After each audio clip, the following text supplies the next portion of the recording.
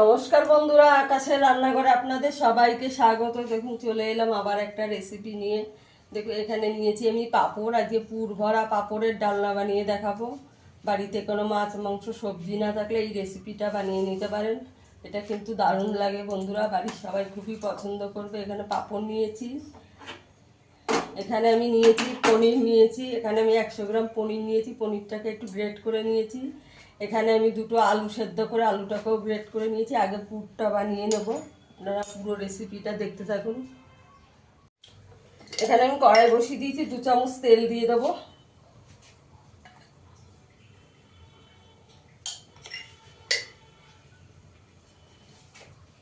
এখানে একটু জিরে ফোড়ন দিয়ে দেবো।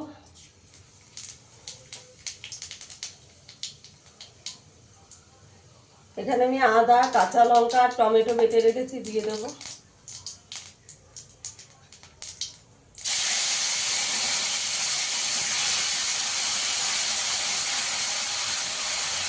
চামচের 4 চামচ দিয়ে দিয়েছি আমি।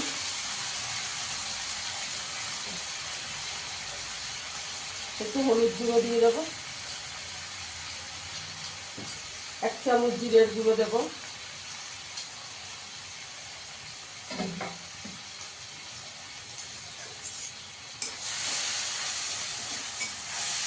ভালো করে একটু মশলাটা কষিয়ে নেব।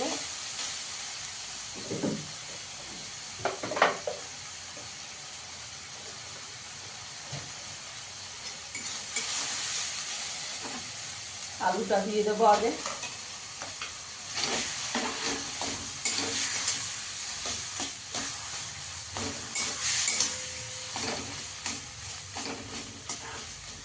পনিরটাও দিয়ে দেবো।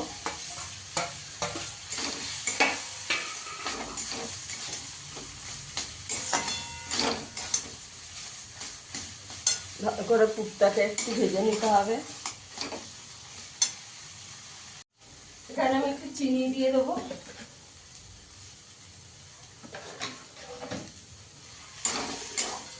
ভালো করে মিশিয়ে নেবো। একটু একটু শুকনো শুকনো করে নিতে হবে পুরটাকে। বন্ধুরা, আমার ভিডিওটা যদি ভালো লাগে লাইক করবেন, শেয়ার করবেন, চ্যানেলটিকে সাবস্ক্রাইব করে দেবেন। যদি ইউটিউব থেকে দেখেন ইউটিউব চ্যানেলটাকে সাবস্ক্রাইব করে দেবেন। ফেসবুক থেকে দেখলে পেজটাকে ফলো করে দেবেন। একটু পুরটাকে শুকনো শুকনো করে নেব। দেখুন বন্ধুরা, আমার পুরটা হয়ে গেছে। বন্ধুরা, আমার নুনটা দেওয়া একটু স্কিপ হয়ে গেছিলাম, এর মধ্যে পরিমাণ মতো নুন দিয়ে দিয়েছি। পুরটা আমার হয়ে গেছে, একটু ঠান্ডা করে নেব পুরটাকে। দেখুন বন্ধুরা, আমি এই থালায় একটু জল নিয়েছি, পাঁপড়টাকে একটু ডুবিয়ে নেব। একটু এপিট ওপিট করে ডুবিয়ে নিলেই হবে। পুরটা ঠান্ডা হয়ে গেছে, এবার পুরটা দিয়ে দেবো। পুরটা মাঝখানে দিয়ে দেবো, দিয়ে একটু ছড়িয়ে দেব।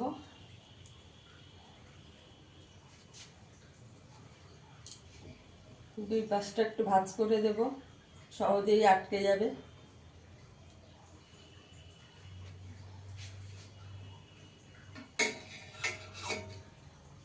এই যে দেখুন,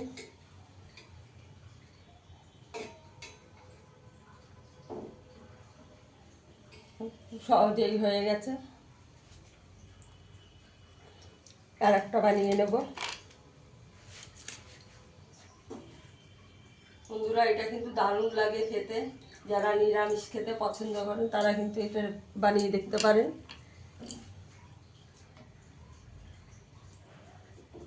পুরো ডিমের অমলেটের মতন হবে। কেউ কেউ বুঝতেই পারবে না এই যে ডিমের অমলেট না, পাঁপড়ের ডালনা। এই যে দেখুন, না আটকালে একটু জল দিয়ে দেবেন।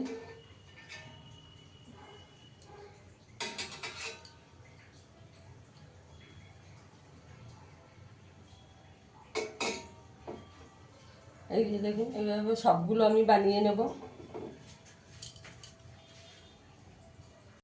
দেখুন বন্ধুরা, আমার সব বানানো হয়ে গেছে। এখানে কড়াইতে তেল দিয়ে দিয়েছি, তেলটা গরম হয়ে গেছে, এবার ভেজে নেব।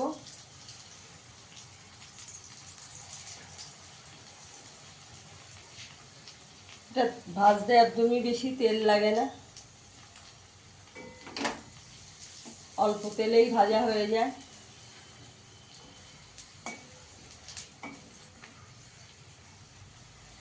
একটু লাল করে করে ভেজে নেব।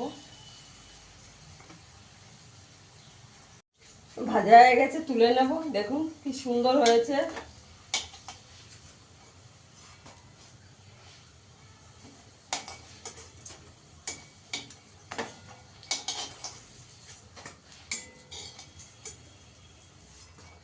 আমি বাকিগুলো ভেজে নেব। দেখুন বন্ধুরা, আমার সব ভাজা হয়ে গেছে। দেখুন বন্ধুরা, কেউ বলবে এটা পুর ভরা পাঁপড়, মনে হচ্ছে ডিমের অমলেট। এবার গ্রেভিটা বানিয়ে নেব। এখানে এলাচ আর দারচিনি ফোড়ন দিয়ে দেবো।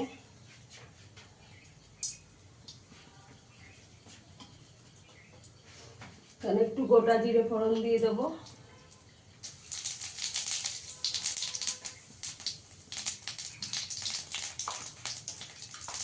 এখানে আদা, কাঁচা লঙ্কা আর টমেটো বাটা দিয়ে দেবো।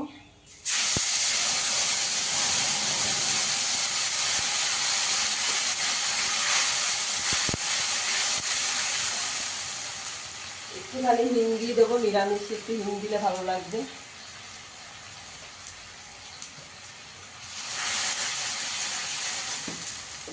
পরিমাণ মতো নুন দিয়ে দেবো। চটপট হয়ে যায় রান্নাটা। জিরের গুঁড়ো দিয়ে দেবো 2 চামচ, ধনের গুঁড়ো দিয়ে দেবো 1 চামচ, হলুদ গুঁড়ো দিয়ে দেবো,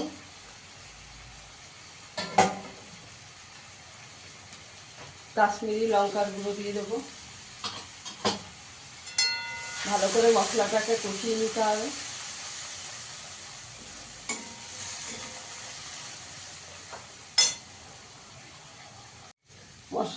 মশলাটা ভালো করে কষানো হয়ে গেছে, পুরো তেল ছেড়ে গেছে মশলা দিয়ে। এবার এখানে আমি গরম জল করে রেখেছি, দিয়ে দেবো। ঝোলটাকে একটু ভালো করে ফুটিয়ে নেব।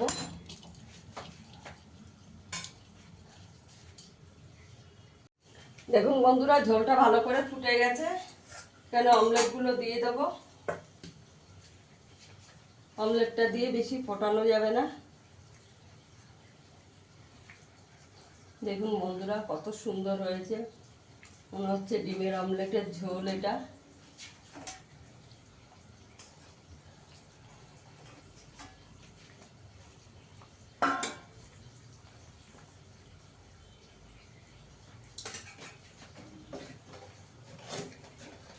এখানে আমি একটু চিনি দিয়ে দেবো অল্প করে।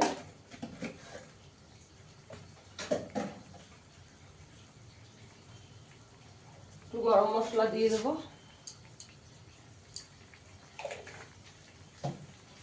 1 চামচ ঘি দিয়ে দেবো। একটু ঘি দিয়ে দেবো।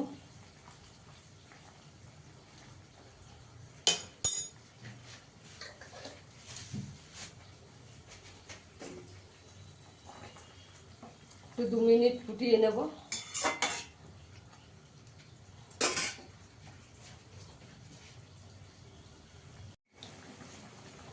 দেখুন বন্ধুরা, আমার পাঁপড়ের অমলেট কারিটা হয়ে গেছে, পুর ভরা পাঁপড়টা। গ্যাসের আঁচটা বন্ধ করে একটু চাপা দিয়ে রাখবো।